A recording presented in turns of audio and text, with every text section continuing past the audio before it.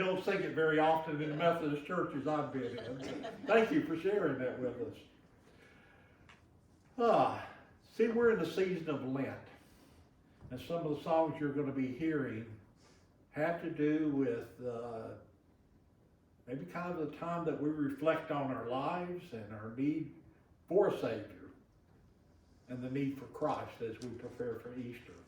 So a lot of songs you're going to hear over the next few weeks are going to be geared toward that. So thank you, Beverly. Well, but for today, how many people have seen the cartoon Scooby-Doo? Yeah, we got some Scooby-Doo people out there. Well, Scooby-Doo was my grandson's very favorite cartoon. I think he watched every episode over and over again. And when he wasn't watching it, he would run around pointing at stuff, says, "It's a clue." So if you're a Scooby-Doo fan, you know what that meant. But really, every Scooby-Doo episode was exactly the same. And it went like this. Scooby-Doo, the dog, and his friend Scruffy and all those other people in the cartoon would always encounter some kind of ghost or monster. And it turns out that this was really a fake ghost or a fake monster, because behind it was a criminal using this as a way to cover up whatever their crime was. And so every episode, Scooby and some of his friends, they'd get chased by a ghost or a monster, and they'd get lost sometimes, and it looked like things were going to be really bad for them. And that's whenever Scooby would do his famous statement, "Ruh-roh." Remember that? Which means things aren't looking good. And of course, by the end of the show, they had figured out that this was all the monster and the ghost was a fake, and they would catch the real criminal.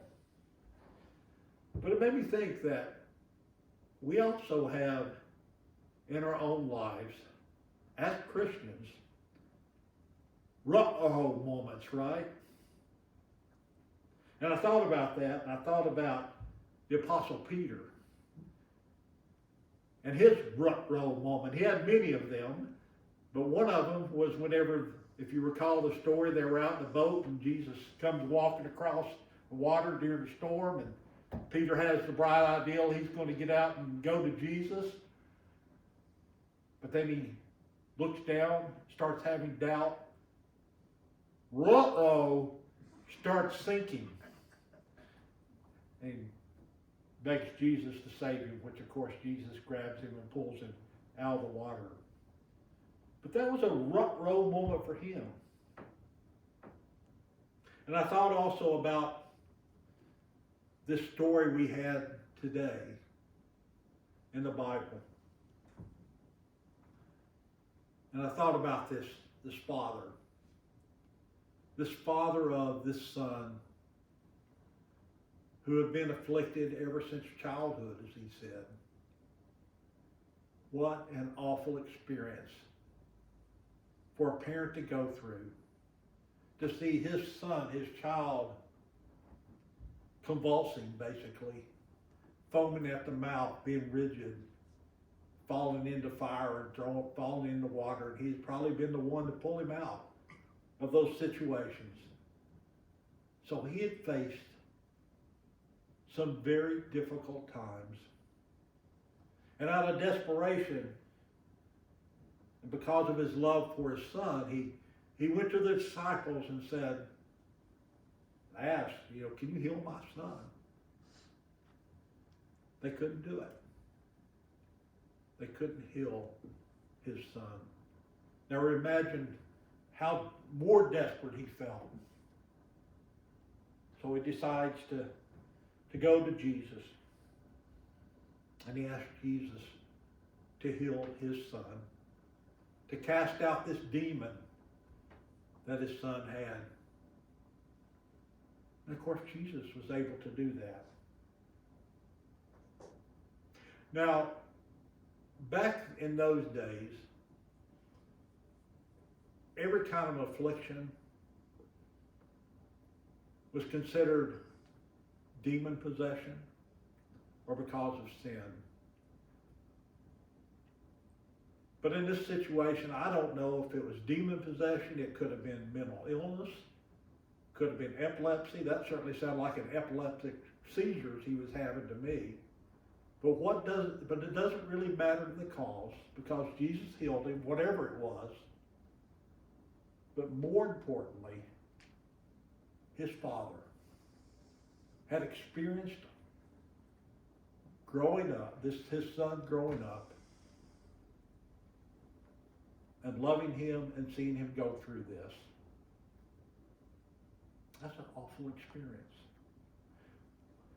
A lot of difficult times for this man, and so I think it's reasonable after Jesus made his statement of like, well, anything is possible through all who believe in God, for this man to give a very, very honest response. One that I'm sure we've sometimes all felt. He said, yes, I believe, but help my unbelief. We've been there, haven't we? I have. You see, our faith is not one in which we can necessarily taste it, we can't necessarily see it. Faith is about our experience and what inside, what we feel. And that can waver from time to time. Sometimes our faith can feel very strong. Sometimes we can have our periods of doubt. Sometimes we can have those times in our lives whenever we're just unsure. We don't stop believing, but we feel distant from God. Maybe you pray and you kind of feel like, are you even listening, God? Is this going just outside my own head and my own words? And maybe there can be times whenever Jesus can be right there in front of us, but we can hardly recognize him. We all go through those times. In fact, so many famous theologians have experienced this very thing, of feeling disconnected, of asking, where is my belief? Now, there's a couple of them I want to mention. One of them was John of the Cross, back in the 1500s. He used to call this the darkness. He used to call, and another person, Dionysius of Aggregate, if I can say it right, used to call this a cloud of unknowing. You see, all of us who walk this walk with Christ, we're going to have those times when we're uncertain. And it can kind of throw us a kilter. It can even be scary at times. It makes us unsure of things. Whenever I was younger, I remember my parents took me to, I don't even know where this was, some kind of house. It might have been in Gatlinburg or someplace called a House of Illusionment.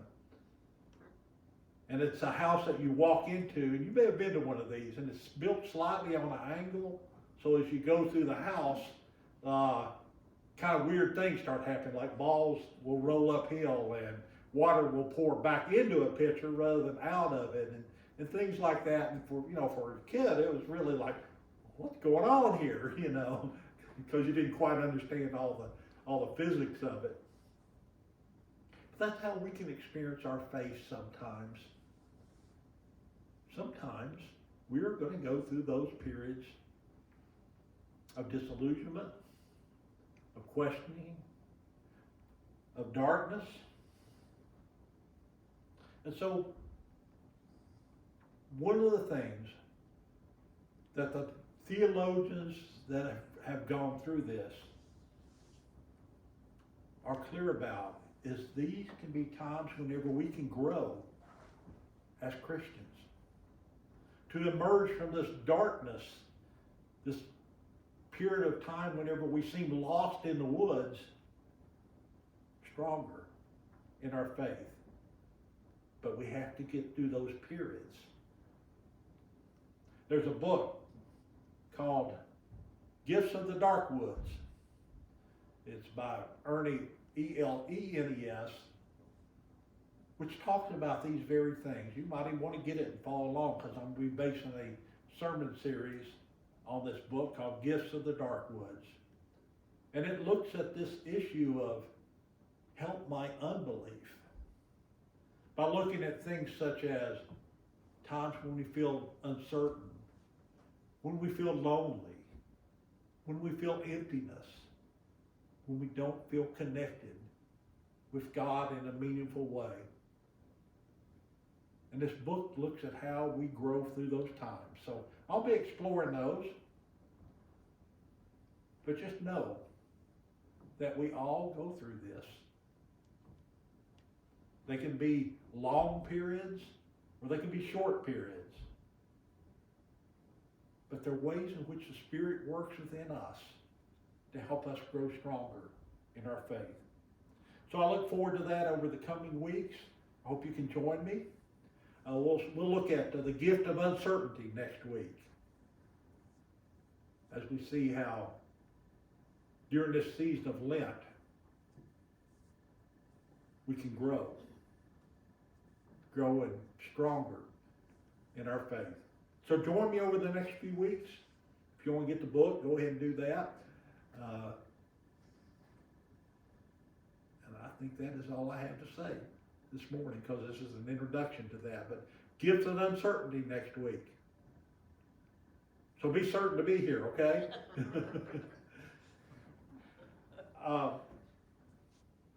Let's go ahead and let you close with our closing hymn, and then we'll do something kind of special, okay?